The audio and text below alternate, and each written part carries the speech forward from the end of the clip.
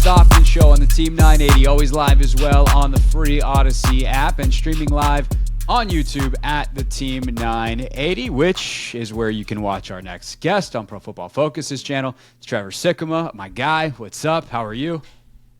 I'm fantastic, my friend. Always good to be with you. And always good to talk some new ball now as the preseason is underway. So I'm excited about it. It's so funny because I've had this conversation so much. It's like people want to make so much out of the preseason. It's like it's 3 drives, for instance, for the Commanders starting offense. But it's also the only 3 drives we have, and that's better than the 3 drives that we didn't have before. I know you watched a little bit of what Sam and Howell did with the first team the other night. What did you make of his performance within that context of its 3 drives of preseason football? Dude, I liked it, man. Obviously, like the touchdown throw was really nice. You know, you're looking at a sail concept where you're overloading one side of the field, but I mean, he ran that plenty of times when he was at North Carolina. He understood the timing of it. It was obviously a great route by Jahan Dotson as well. So it was just, you know, like you said, it's not a large sample size, but even the small sample size that we got, Howell is showing us at least glimpses of, okay, yeah, this guy deserves a starting shot, or at least he deserves to be within that conversation. It's not like you look at his draft label and say, oh, he was a 5th-round pick. This guy's not going to make it in the league. I've had this conversation with you before. I thought it was ridiculous that he was a 5th-round pick anyways. I mean, his tape, no matter what you look at, whether it was that junior year, which he was using a lot more of his legs, or the previous 2 years in which he was a passer, more as an underclassman, both of those scenarios, like both of those years, I would say, sophomore and junior year, is a lot better than a 5th-round pick. So I was very shocked that he was drafted that low, and I think that he's already showing in the preseason that he's kind of outplaying that. And what I like the most about him is he was able to still give you the best of both worlds, where he has a little bit of escapability. He's able to extend plays with his legs, and then he's very comfortable throwing on the run. Like, that's just an important part of playing in the league. And I always felt like his background was going to set him up well to make plays like that, which, again, not to sound like a broken record, but which is why I was shocked that he was picked as low as he was, because I felt like he's already shown areas of play that you would want to see at the NFL level. So he's kind of putting it all together right now. Small sample size, but it was good to see from Sam. Yeah, it definitely wasn't too big for him, which I think is the number one thing we were looking for. There's a rhythm and a crispness to the offense. That was nice. And then he's got dudes on the outside. Jahan Dotson showed his dudeness on that route. Imagine being like the second string safety on the Browns and you wind up man-to-man against Jahan Dotson and you're just like, oh, this is not good for my prospects. And sure enough, you get turned sideways. But I'm also curious, like, you're a big draft guy, Trevor, for those that aren't as familiar with your work. You should be, but for those that are not, there's kind of like an eyebrow raise when they took him at 16 a couple years ago. Oh, that's not the guy we expected to go in this receiver class that high. Where were you on him, and what did you make of what you saw from him and where he is now? So I like Dotson. I did not think he was going to go in the first round. I didn't, because it was a stacked wide receiver class. He was a smaller player, like really good contested catchability. I felt like when he was at Penn State, he was a pretty good route runner. But you know, when you looked at the rest of the receivers that were in that class that he was going up against, I just wasn't sure that his name was going to be near the top like it ended up being with where he was selected. Now, the contested catch stuff is really nice, but you go, okay, well, he's not the biggest wide receiver in the world, so it's not like you're going to be giving him a lot of 50-50 balls anyways. You're just going to be like chucking it up deep and having him try to go up and get it. And so I wondered how many of those contested catch opportunities in the way that we saw them at Penn State were going to manifest themselves at the NFL level for him. So if I go, okay, well, here's a strength that he had, how many opportunities is he going to get to really shine there?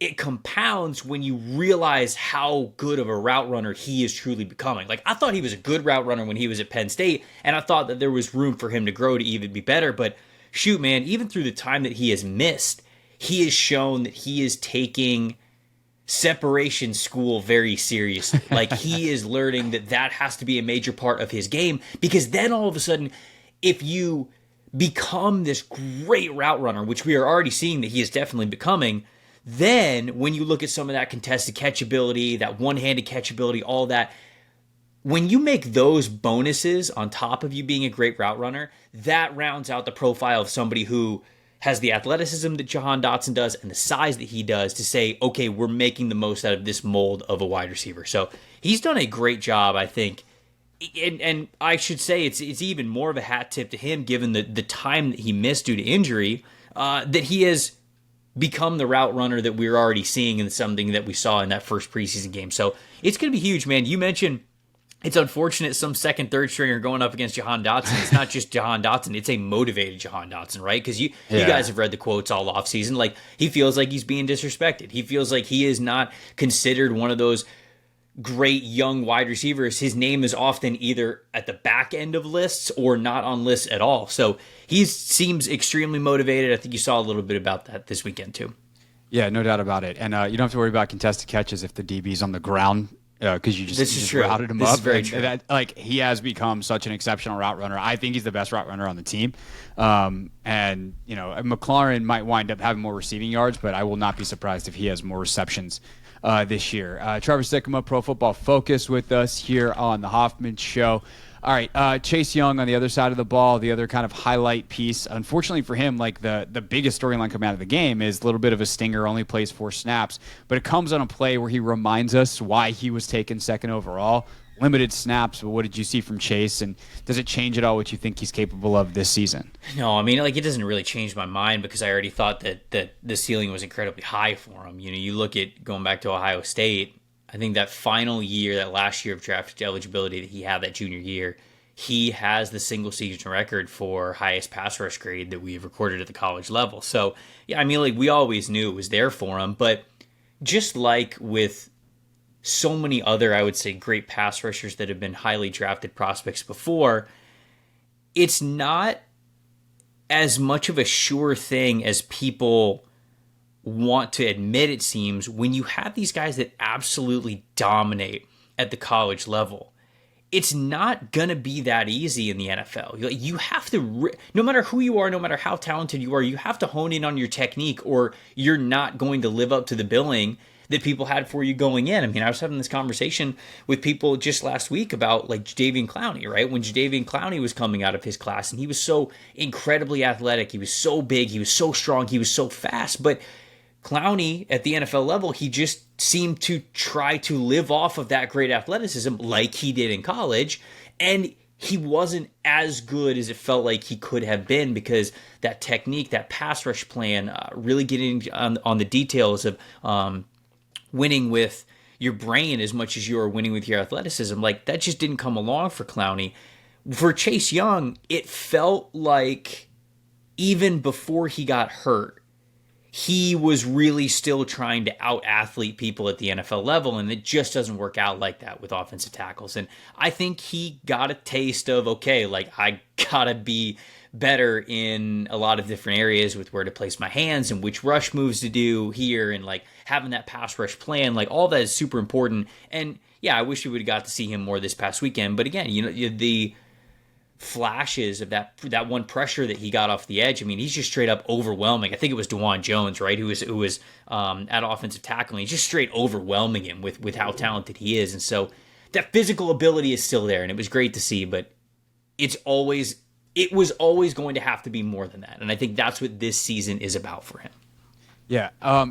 This is the decision that ultimately the Commanders front office is going to have to make, likely after the season. I mean, if things go sideways, they could make a trade or something in the middle of the season. But, like, long-term prospects, are you higher on Sweat or Young? I'd still be higher on Young, and maybe it's just me clinging to what we saw at Ohio State, but I think it's a journey for every prospect. Not everybody hits the ground running. And for some guys, it really takes until their third, fourth years in the league for things to really click, and especially given the injury that he had. So, not only did he miss all that time due to injury, miss all those snaps due to injury, but also it was the recovery time of making sure that he felt better within his own body. Like, when you take that into account, there is realistic reason to believe that this year is the year he catches fire. And I felt like Chase Young had a higher ceiling than Montez Sweat when both of them were prospects, and I would feel the same way now, unless he gives me reason to believe otherwise with maybe a down year this year, just not really a productive year this year. I'm still going to say Chase Young right now. Yeah, and that's the good news for the Commanders front office, is they have the season of data. Everyone wants to make the decision now, and I just made you do it for radio entertainment purposes, but it's like, hey, you know what we could do? We could watch the season. That would be cool. All right, Trevor Sikkema is with us from Pro Football Focus. Last thing, and I'm going to let you pick your favorite thing that you saw this weekend, NFL preseason action, non-Commanders Browns territory. Oh, my favorite thing that I saw. I got a kick out of watching the Ravens QB2 situation. I really did. I know that it's not like a big like headline thing, but I was actually here because you got joint practices the next 2 days with them. So look, they have obviously Lamar, who's going to start for them. But things get really interesting with the Ravens in their QB2 spot because they have Tyler Huntley, but then they also have Josh Johnson. Both of those guys are playing at I would say, very high QB2 level. So one of them's going to win the backup starting QB spot, but then the other one's just going to be still sitting there on the roster. So all of a sudden, if both of these guys play really well during the preseason, not only does it extend the Ravens' insane preseason winning streak of 24 games, which goes back to 2015, by the way, but you talked about the deadline not too long ago. If we get close to the deadline, and one of these contending teams, maybe their starter is going to miss like a month and a half, whatever it is. They don't have a viable QB2. Maybe one of those guys, Huntley or Josh Johnson, becomes an actual draft asset that they get to trade. Then all of a sudden they're still loading up and they're going to impact the next year's NFL draft as well. So that was fascinating to me because both of those guys played so well this weekend. Both of them have played so well before in the past that not only is it going to solidify a QB2 spot if Lamar ever gets banged up again, but maybe they also become QB sellers at the deadline with an asset of somebody who could fill in for a contender. First of all, that is Pro Bowler Tyler Huntley to you. This is true. Yes. Second of all, as someone who was on the Washington beat in 2019 when Josh Johnson came in and finished that season, I cannot believe Josh Johnson is still in the league playing for yet another team. I think he's played for all of them. That'd actually be fun. Can he try to play for every single team? He's going to need a couple midseason trades. But he's close. He's closer than he should be. Because how old is he? How old is Josh Johnson? I don't know. Here, we're going to look this up. This is always my favorite radio, but we're going to look this up because the world 37. Deserves to know. He's 37. That's older than I thought. And that's the thing. He was like in his 30s when he showed up and Jay Gruden was like, I don't know, we're going to let Josh run around in 2019. And he's played for literally 14 NFL teams. Wow.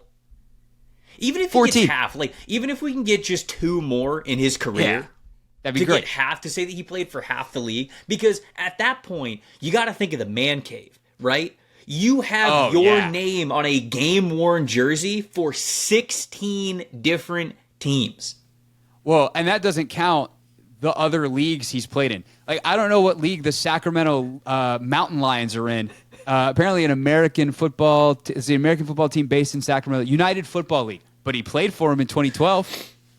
He also played for the Los Angeles Wildcats. Who can forget of the kind of original XFL 2.0? If the current one's 3.0 and the one with He Hate Me back in the day was 1.0. He played the San Diego Fleet in the Alliance. Remember the Alliance? Oh, yeah. I forgot he was in that league. So he's played for like 17 teams, 14 NFL teams, and counting. Clearly, if there's one of those 2 guys gets midseason traded, it's going to be Josh Johnson because that's what happens to Josh Johnson. This is a work of art. This whole... He's played for the Niners 4 times. 2012, 2014, 2020, and then 2022. He's played for the Niners. I think on your show, I was going to do this to you, but I decided that we didn't really have the time to do it properly. You on your show, just randomly, you should just quiz your co-host and be like, did Josh Johnson play for this team? Oh, that's actually a great bit. That's a great bit. If we start that bit, I will give you full credit for it, but this is a great bit. Excellent. That's all I need. All right. If you need me to come guest host it, I will buy a tiny microphone off Amazon and plug it in and everything. All right. That's Trevor Sikkema, Pro Football Focus. He does fantastic football work and also bits. Thanks for coming on the show, buddy. I appreciate it. Of course, my friend. Anytime. Hey, this is DA, and you're listening to The Hoffman Show on the Team 980 and the Odyssey app.